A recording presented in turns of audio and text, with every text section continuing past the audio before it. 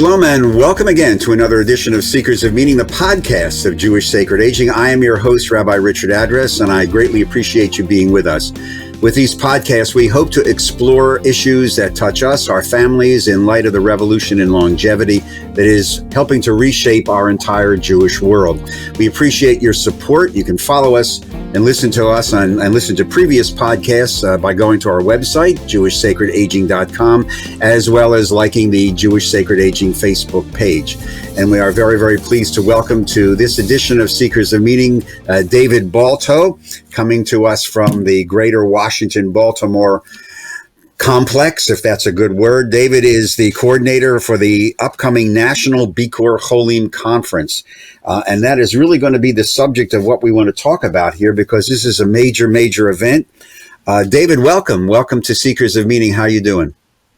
Thanks so much for having me, Rabbi. We're doing fine. Tell me about this National Bikur Cholim Conference. Let's do the logistics. It's going to be virtual. When is it? How does one access this? Just let's start with the basics. Sure. There has in the past been a National Bikur Holim Conference sponsored by the Jewish Board in New York. Obviously, everything nowadays has to be virtual. So with Kavod and Neshama, the Association of Jewish Chaplains, we are going to put on a virtual National Bikur Holim Conference. It will be on Monday evenings at 7:30. The sessions will last for an hour and a half. It will be every other week. And it's basically an attempt to provide a forum for people to learn and share ideas about the new challenges that we face in Bikur Holim, especially under the current pandemic. How did you get involved? You're a chaplain as well. I think let's deal with that. You chaplain to verbalize that, correct? Right. I'm blessed to be a chaplain at Washington Hospital Center. I also work for Bikur Holim of Greater Washington and for Capital Caring Hospice here in Washington, D.C. So you cover the ballpark, so to speak. How did you get involved with all this? What was there a moment in your life that pushed you in this direction, or did you just get up one day and decide, I think I'll concentrate on Bikur Cholim issues?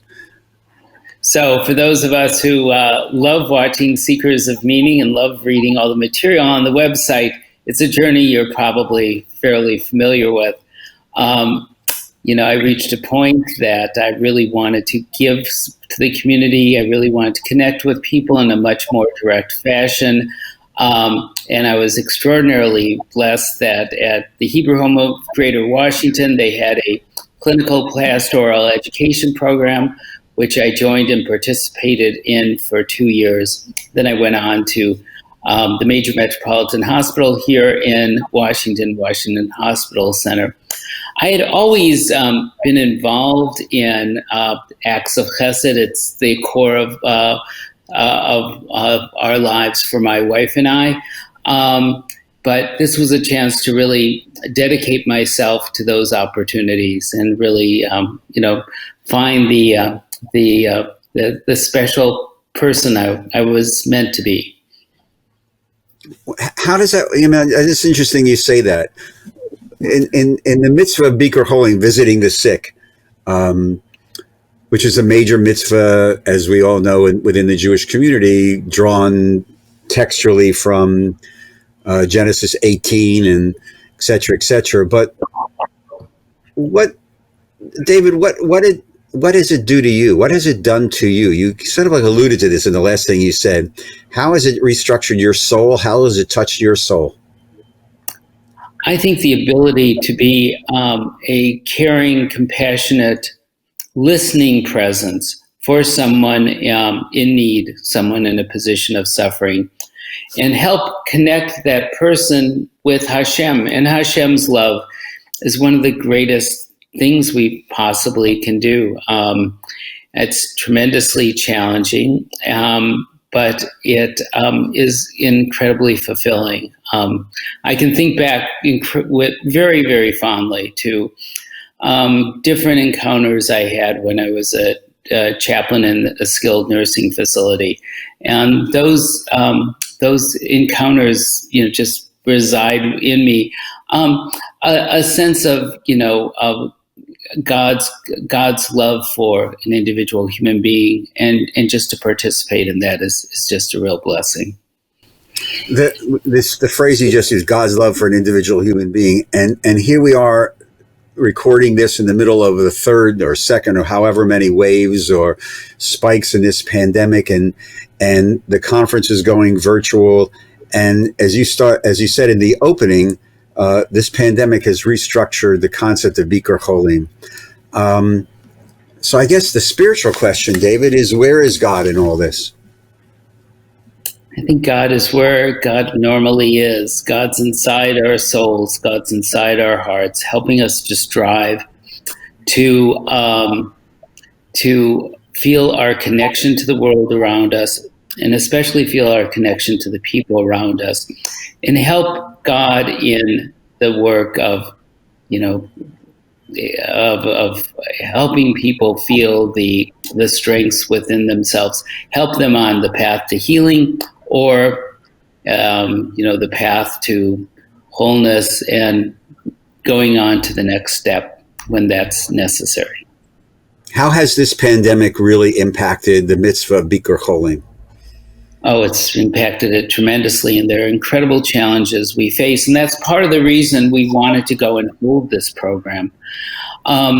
The normal forms of Bikur Holim, where you just sit with a person and you hold their hand, and your physical presence is sufficient to help them feel that sense of belonging, that sense of completion, that sense of connection to God. Those things are absent. So what do we do? What do we do when we can't have physical presence? What do we do with the greater challenges of an illness that we can't control? What do we do when we have a period of isolation that's much greater than anything we've ever experienced? Certainly, we've faced challenges that are greater than the pandemic, but the new challenges of the tremendous isolation people feel, people who never get to touch another person, are never touched, don't get to talk with other people. What do we do about these new challenges we face? Where do we find the inner strength inside? And how can we continue to be, a compassionate, loving presence with other people? The concept of repressed grief. I think every colleague, congregational colleague, chaplain, has begun to understand that, you just alluded to this idea of a loved one has died, I could not be with them. The funeral was maybe, if we were allowed on the cemetery, just 3 or 4 people. Maybe we had a Zoom shiva, maybe we didn't. There's this inability to have a shiva, for example, where you're surrounded with days of people who are holding you and sharing stories, and as wonderful as Zoom shivas are, and all of us have been to many, I have a sense that and I'm interested in your chaplaincy, if you're seeing this idea that I'm holding this grief, and without the normal ability to have it manifest, it's got to go someplace, and it's sort of like repressed and waiting and waiting and waiting.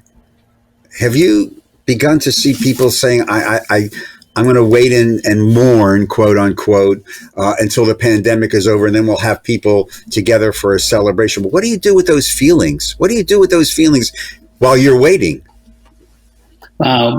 Well, first of all, Rabbi, what we want to do in our program is share ideas, present and share ideas about how to deal with these new practices that we have to have.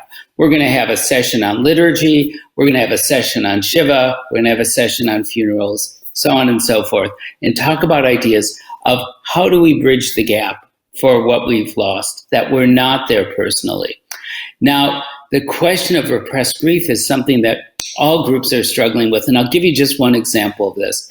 In Boston, they did a memorial, a really profound memorial for people who are lost because of the pandemic. And as I go around and talk to other communities about that, they go, no, it's too soon. We want to wait until this is over.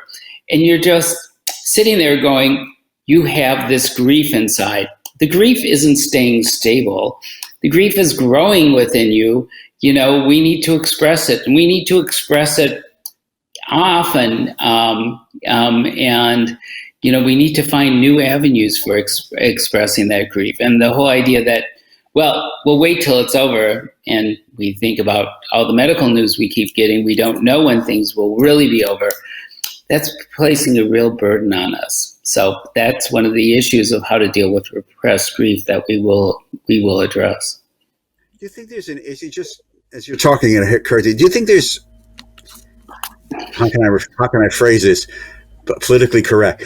Do you think that one of the challenges that is exacerbating this is the fact that we as a nation haven't stopped for a day and said, we're going to take a day, we're going to take a moment of a day or once a month and really have focus on these people who have died, 200 and however many thousand today have passed away, and all the families and the universes of families that are surrounded. Do you think we as a nation need now to just stop and say we need to have a national day of mourning to really allow some of this to be acknowledged on a national level?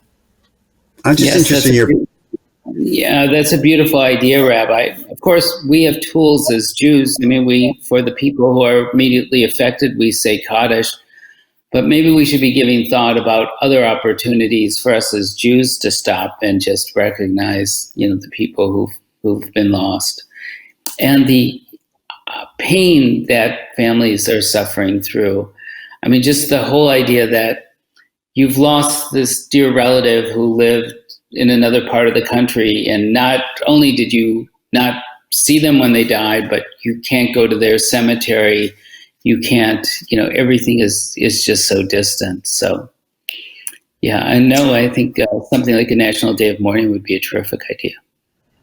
I mean, I'm hoping when this is over that comes to pass, and certainly I know. Well, I'm sure in Yizkor services during the high holidays, I know this was mentioned and honored, and I know we at Jewish Sacred Aging, we're concerned with people who have lost people who just couldn't have a vehicle to say Kaddish. So, I mean, we posted a little like 10-minute memorial service on Jewish Sacred Aging. That's just basically a meditation, a couple of prayers, the El Mole and Kaddish. So people who at least wanted to do something can just click on their computer. Let's go back to the conference again, starting in January and running through according to the calendar, the beginning of May. You're saying it's going to be Monday nights, every other Monday night, 7:30, correct? 7 to 8:30 p.m. If somebody is listening to this or watching this and they want to be involved, what's the website? How does one register? And how much does it cost? So it's you go to the Kavod website, which is jewishfunerals.org, or Jewish-funerals.org. Yes, and there'll be a place there with information about the conference and a link to sign up. The cost of the entire conference, which is 10 sessions, is $72. If you want to attend only 3 sessions of your choice, it's $36. And for one session, it's $18. We'll have generous scholarships available. You know, we realize that the core, Bikur Holim, are little armies in all of the Jewish communities, men and women dedicated to, you know, visit the sick, pick up the phone, pick up meals, do whatever a person needs. It's one of the greatest acts of volunteerism in the Jewish community. And in many communities, there are synagogues with very active Bikur Holim committees, or citywide groups that provide Bikur Holim services. And so we want to make this as accessible as possible. Money should be no obstacle. By the way, one of the things I wanted to say is one of the wondrous things when I've attended some of these conferences in the past, there are things we do that are very private. Yeah, that's certainly true for Chevrah Kadisha and Bikur Holim. And maybe sometimes, we have a synagogue committee meeting we might go to, and we'll see a couple of our friends who also do the same thing.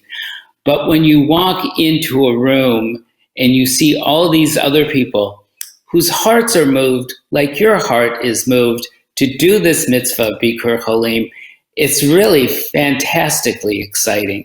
And you really have this immediate sense of belonging. Now, how we're going to create that virtually, I'm not exactly sure yet. But one thing we want to do is create forums for people to exchange ideas, and also create a set of resources for people to use in their Bikur Holim service. So, as a chaplain, what's the greatest challenge that you, as a chaplain now, because as you said, you're involved with several institutions in the greater Washington area.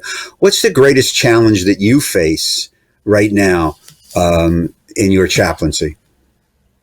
The fact I can't be physically present. So much of chaplaincy isn't talk.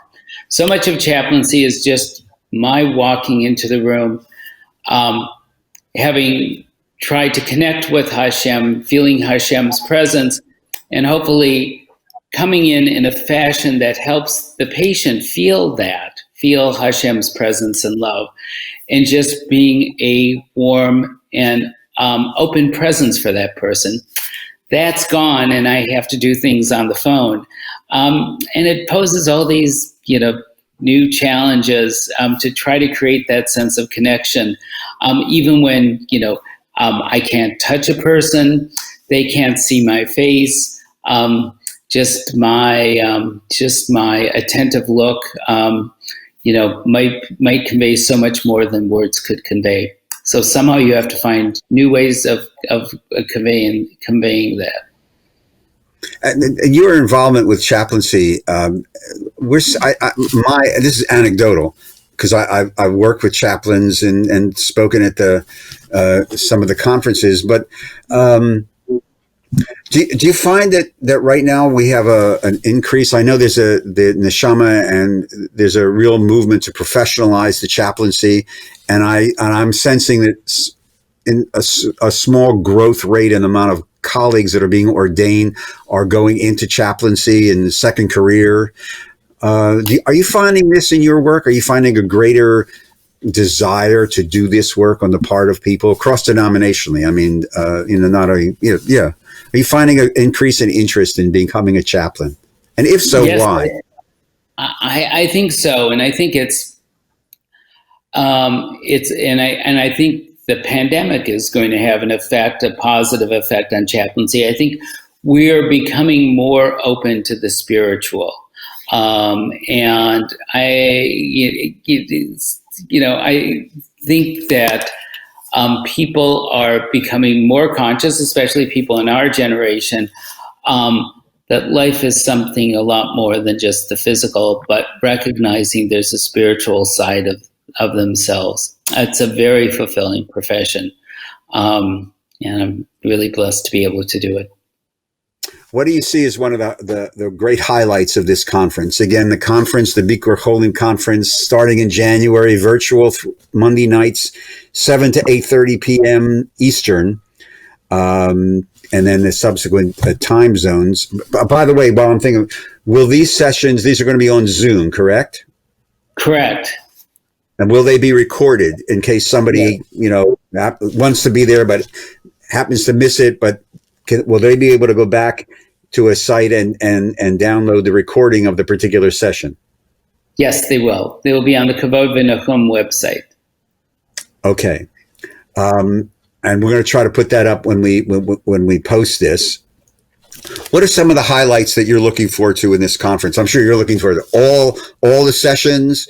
Have you lined up specific speakers yet? What do you think, do you most want to outline for people? I would hope that whatever people come with, the needs they have, that they find those needs addressed, not only in learning new things or finding a new set of resources, but also of hearing the voices of other people, sharing the same kind of concerns that they do. And perhaps there are opportunities for people to start to communicate and create communities. First of all, the most important one is the people that thousands of us are dealing with the problem of being distant from our loved one and not being able to care for them, and how difficult that is, and being able to acknowledge the pain that you feel inside and figuring out ways of how to feel connected and being of service. I would hope that we have a really exciting program on liturgy and some of the new prayers that are being created. It's a really exciting, one thing about Jewish people is that they take the distance between their heart and the pen is a short distance, and a lot of people are coming up with some innovative prayers to deal with the challenges we face. I'm interested about how we continue to strengthen and develop caring communities. So there's a tremendous challenge for the Bikur Holim groups. How do they re-envision their work? How do they keep people together and perform the services of Bikur Holim? How do they deal with those challenges? And I look forward to having people really on the front lines of those challenges coming and speaking. So those are just three things. I mean, I think the most important one is my heart goes out to all the people who have to be distant from their loved one when their loved one is sick and suffering. And a lot of what I do as a chaplain is talk to the families of the patients. That's much more important now, obviously, than it was in the past, because they can't be there, and just help them recognize what they are actually doing for the patient, how they're overcoming the distance, and then help them, grapple with the pain and sadness that they're suffering from because they can't be with their loved one, because they cannot help them the way they would expect.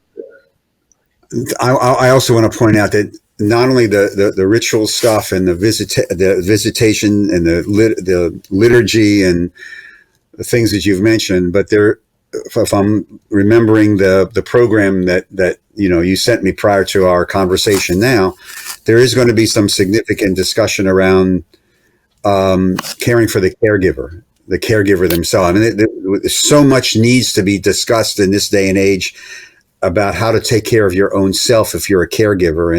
And since the numbers of caregivers are exploding, self-care is really a subject that really needs to be talked about more and more and more. Because as I've tell congregations when we go out and do the caregiving workshop, if you're a caregiver and you get sick, you're no good to anybody, including yourself, if you yourself burn out.